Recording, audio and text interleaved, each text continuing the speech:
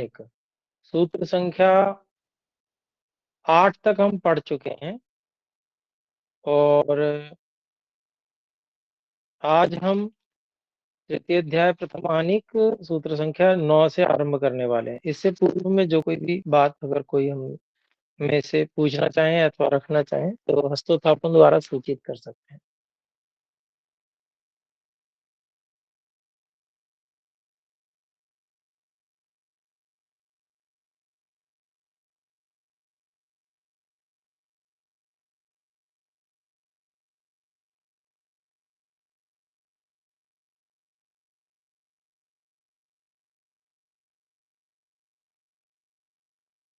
तो ठीक है, आप में से कोई ऐसा बात नहीं कहना चाहते, हम आगे बढ़ सकते हैं। तो 9वें सूत्र की भूमिका देखते हैं। अर्थांतरम किमपि साहचर्यम अवलंब्य अर्थांतरस्य हेतुर्भवति। कोई अन्य वस्तु किसी दूसरी वस्तु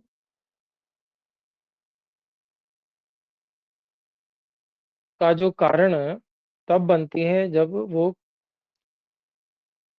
किसी साहचर्य का अवलंबन करती है, उसके साथ में किसी संबंध को आधार बनाती है। तो जो संबंध होता है उसी को व्याप्ति बोलते हैं। इति इति आयातम तत्परिगणनम क्रियते। ये बात जो आई है उसका यहाँ परिगणन किया जाता है, उसके विषय में बात करेंगे अब। तो 9वां सूत्र है संयोगी समवायी एकार्थ समवायी विरोधी च।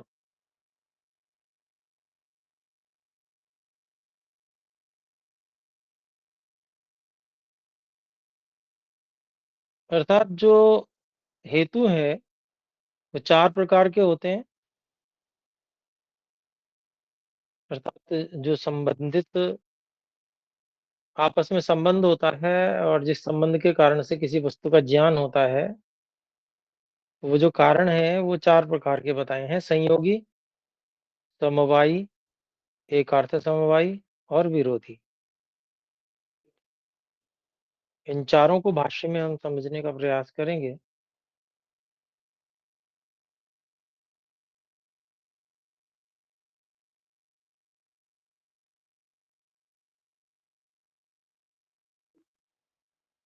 तो सबसे पहले जो है संयोगी को ले रहे हैं भाष्य में। शरीरम त्वग्वत् तदावरणम ही त्वया बिना न शरीरम भवति। कदाचित अंधकारे त्वचं स्पृष्ट्वा अनुमीयते अस्ति शरीरम। ये जो इतना भाग कटवा दिया है स्वामी जी ने, स्वामी विवेकानंद जी ने, ये प्रत्यक्ष का उदाहरण है। उसका कारण ये है, आर्य भाषा देखते हैं इसकी। शरीर जो है वो त्वचा वाला होता है और शरीर का जो आवरण है, ढकने वाला है, वो खाल है, त्वचा। उसके बिना शरीर नहीं होता, ऐसा कह रहे हैं।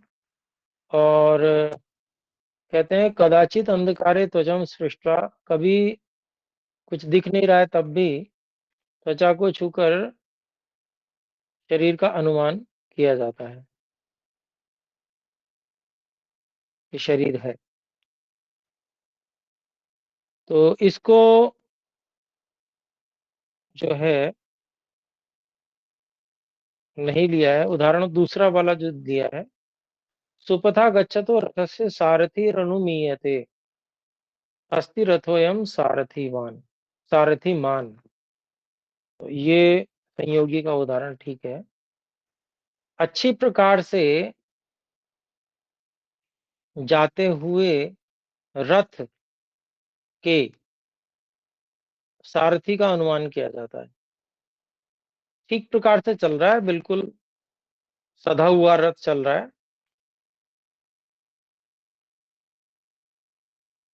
तो इससे अनुमान किया जाता है कि उस रथ में सारथी है।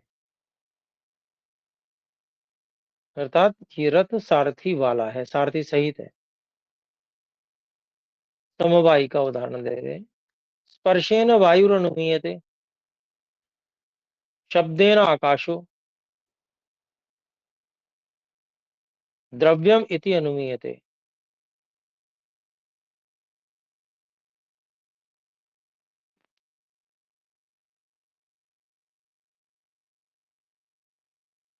तो यहाँ पर बताते हैं समवायी का उदाहरण है, स्पर्श से वायु का अनुमान किया जाता है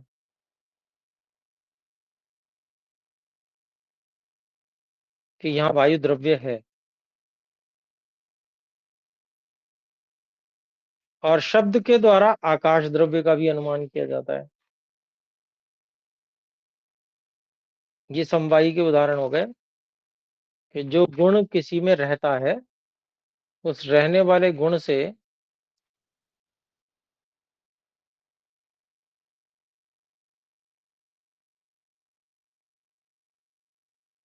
उस वस्तु का अनुमान किया जाता है।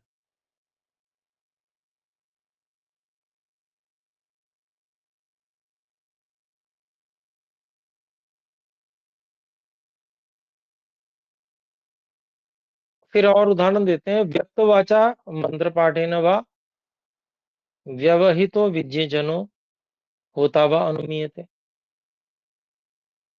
जो व्यक्त वाणी है उसके द्वारा बोली जाती हुई, सुनी जाती हुई जो वाणी है उसके द्वारा, मंत्र पाठेन वा या मंत्र पाठ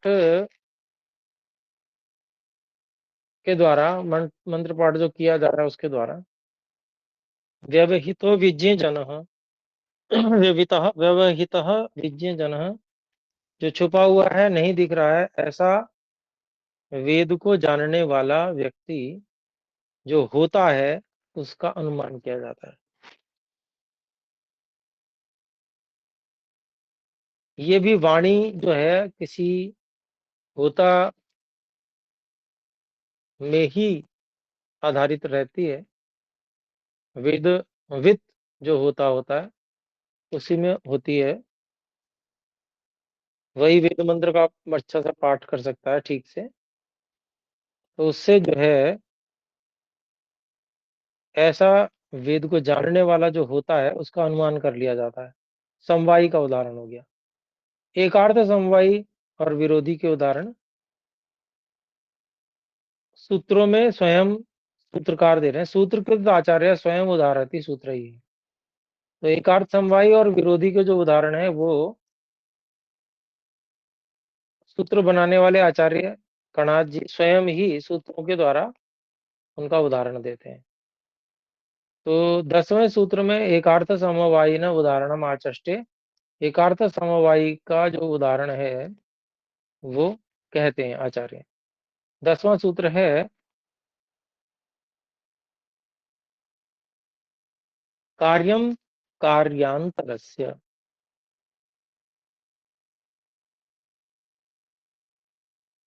एक कार्य दूसरे कार्य का अनुमान कराता है, तो वहां पर वो जो है एक एकार्थ समवायी कारण कहा जाएगा। जैसे उदाहरण के लिए कहीं हमने रूप देखा, वो कार्य का रूप है,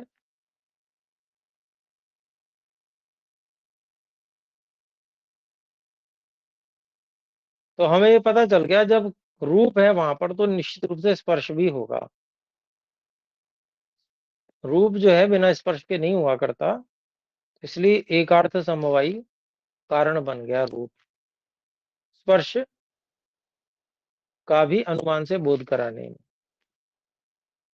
तो यहाँ पर देखते हैं इसका भाष्य है,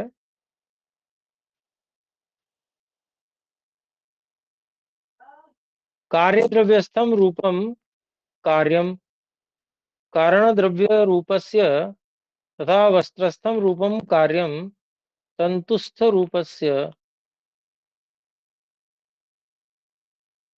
कहते हैं कार्यस्थ कार्यस्थ नहीं, कार्य द्रव्यस्थम रूपम, कार्य द्रव्य में स्थित जो रूप है वो भी कार्य है। रूप का कार्य कार्य द्रव्य का रूप है वो कारण द्रव्य रूपस्य, जो कारण द्रव्य के रूप है उसका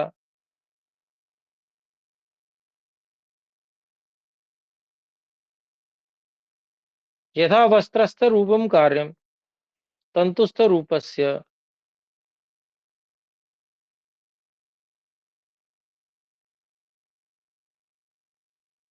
तो यहाँ पर जो है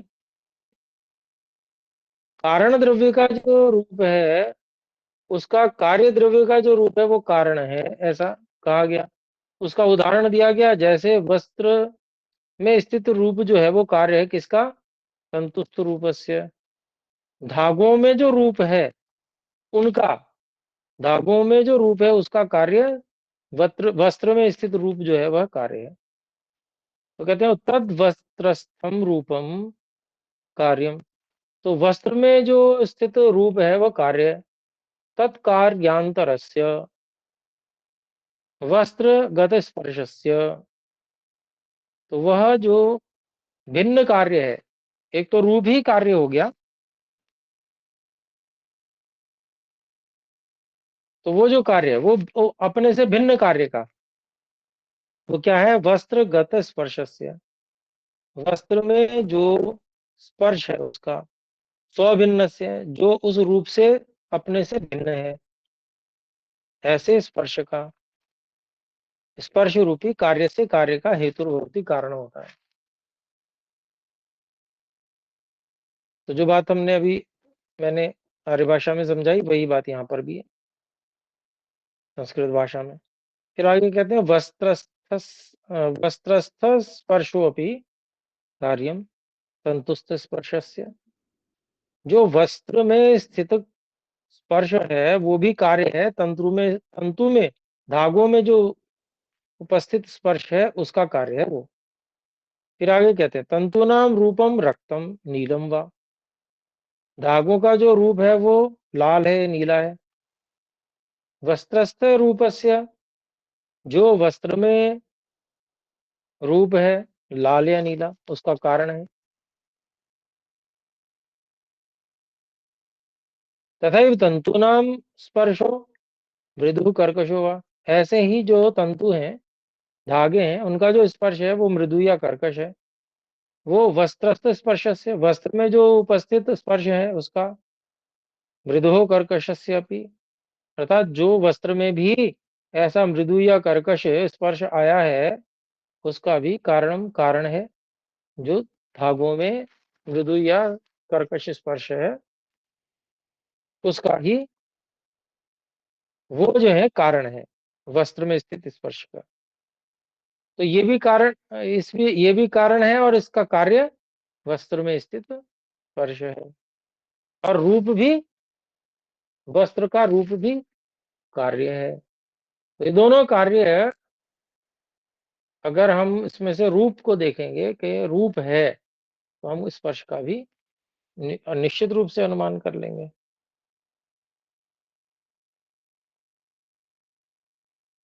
इसी बात को कह रहे हैं वस्त्रस्थ, वस्त्रस्थ रूपम कार्यम वस्त्रस्थ स्पर्शस्य स्वभिन्न से कार्य से। तो वस्त्र में स्थित जो रूप है, जो कार्य हुआ है, वो वस्त्र में स्थित स्पर्श के, जो कि अपने से भिन्न है, स्पर्श रूप से जो भिन्न है ना, रूप से जो भिन्न स्पर्श है उसका, उस कार्य का हेतुर्भवती, कारण हो जाता है। यह तो रूपम न स्पर्शम अंतरेण तिष्ठति, यहाँ बोल दी बात। क्योंकि रूप जो है वह बिना स्पर्श के नहीं रहता है। यत्र रूपम तत्र स्पर्श, स्पर्शेन भी भाव्यम। जहाँ रूप होता है वहां स्पर्श भी होना चाहिए। तथा गंधोपि रसस्य हेतु भवति।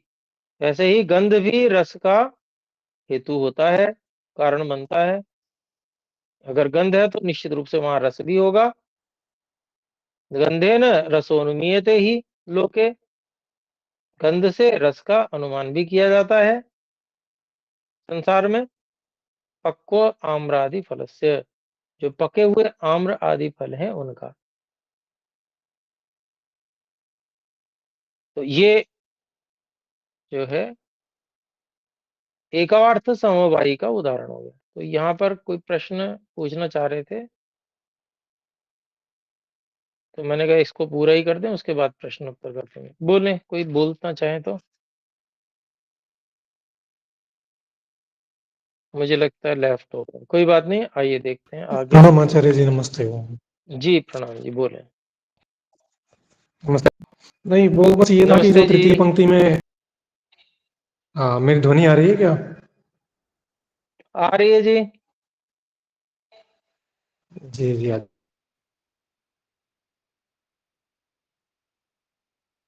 जी, बस वो ये था कि तृतीय जो पंक्ति थी ना, उसमें वस्त्र गस्त्रो लिखा मेरी पुस्तक में, वस्त्र वस्त्र स्पर्शो लिखा, आप ऐसा पढ़ा, इसलिए मेरा वो हो गया कंफ्यूजन।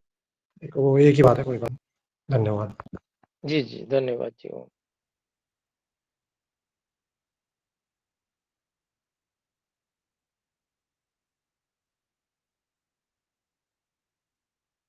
अब यहाँ पर इसके बाद में विरोधी लिंग के विषय में जो 3 सूत्रों के द्वारा बताया रहे हैं महर्षि कणाद जी। 11वां, 12वां और 13वां सूत्र है। 11वां सूत्र है विरोध्यभूत विरोध्यभूतम भूतस्य। 12वां है भूतम अभूतस्य। 13वां है भूतो भूतस्य।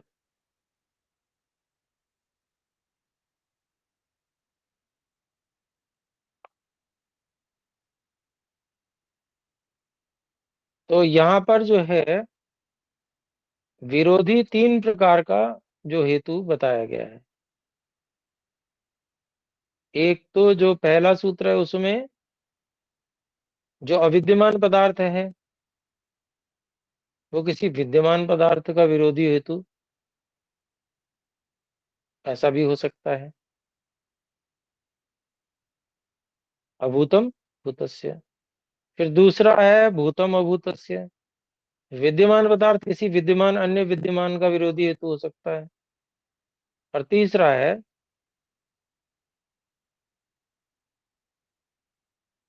हाँ, दूसरा है विद्यमान पदार्थ किसी अविद्यमान पदार्थ का विरोधी हेतु हो सकता है। और तीसरा है भूतो भूतस्य, अर्थात एक विद्यमान पदार्थ दूसरे विद्यमान पदार्थ का विरोधी हेतु हो सकता है। तो ये 3 प्रकार का जो विरोधी है, इनके उदाहरण अभी हम इसमें देखते हैं भाष्य में। तो एषाम एक वाक्यता अस्ति, इनमें एक वाक्यता है। विरोधी लिंगम अनुमाने त्रिविधम अस्ति। विरोधी जो लिंग है वो अनुमान में 3 प्रकार का है। तद्यथा उदाहरण के लिए अभूतम भूतस्य सत्यपि मेघे अविद्यमाना वृष्टि।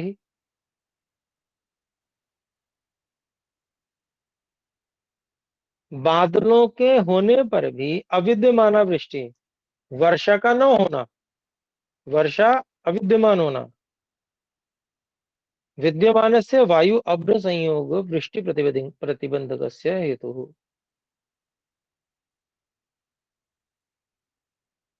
तो मेघ अर्थात बादल तो बहुत तीव्र लग रहे हैं, लेकिन बारिश नहीं हो रही, वर्षा नहीं हो रही। तो ये जो विद्यमान वायु और बादल का विशेष प्रकार का संयोग है, वो कैसा विशेष संयोग है? जो वृष्टि प्रतिबंधक संयोग है। अर्थात वायु और बादल में इस प्रकार का संयोग हुआ है कि जो वर्षा को रोक दे रहा है।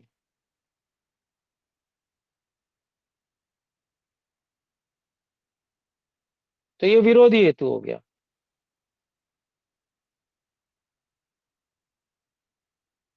सामान्य रूप से मेघ होने पर, बादल होने पर वर्षा होती है, लेकिन ये विरोधी हेतु बन रहा है जो वर्षा नहीं होने दे रहा।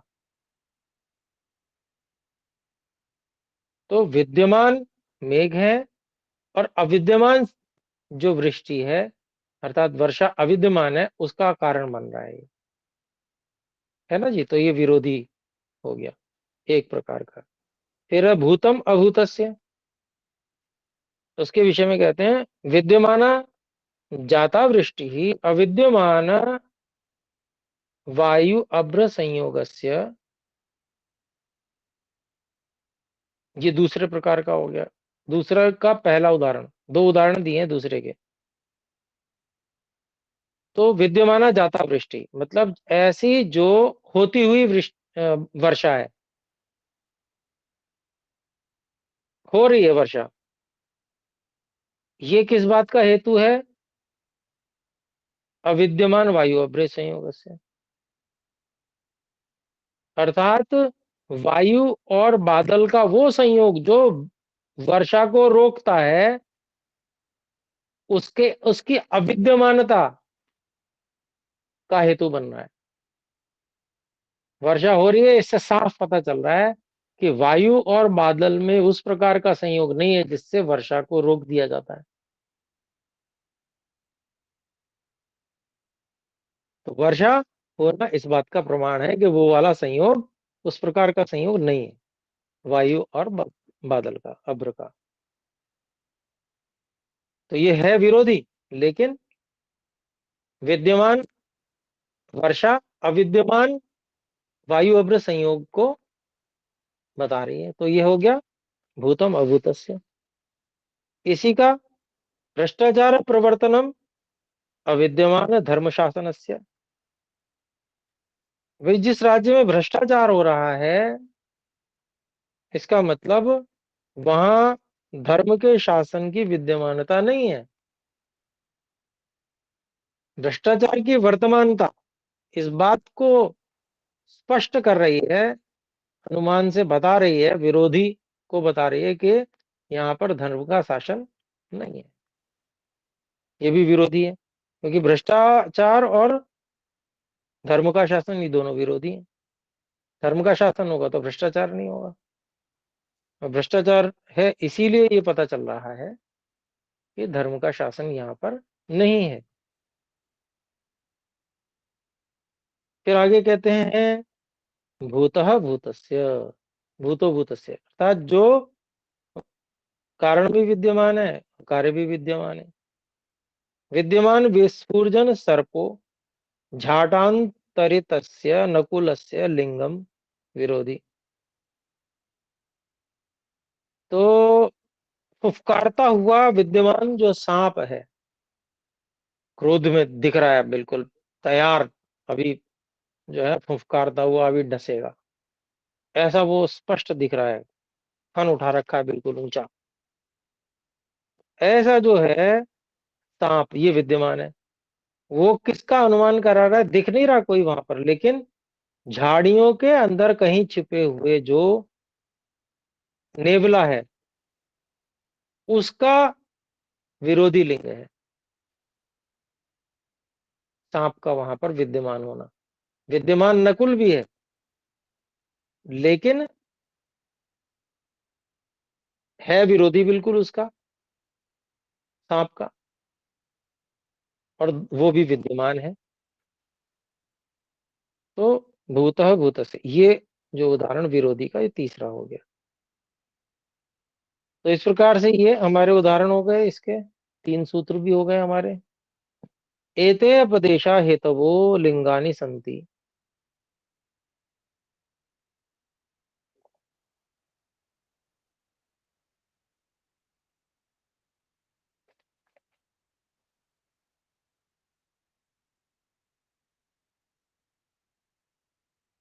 तो कह रहे हैं कि भाई ये सारे के सारे जो कथन है, ये हेतु या लिंग है, यतः क्योंकि, इनको लिंग हम कह सकते हैं, क्यों कह सकते हैं, उसके लिए यहाँ पर सूत्र है।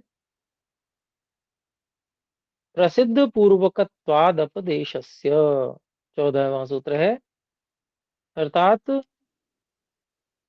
प्रसिद्धि पूर्वकत्वात्, प्रसिद्धि मतलब व्याप्ति, तो व्याप्ति पूर्वक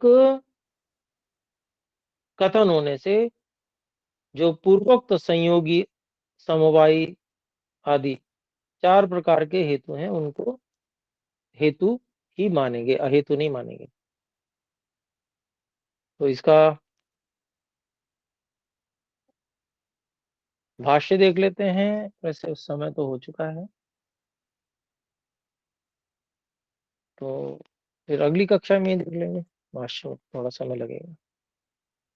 तो अभी विराम करते हैं, आइए मिलकर एक बार ओम का उच्चारण करें। ओम।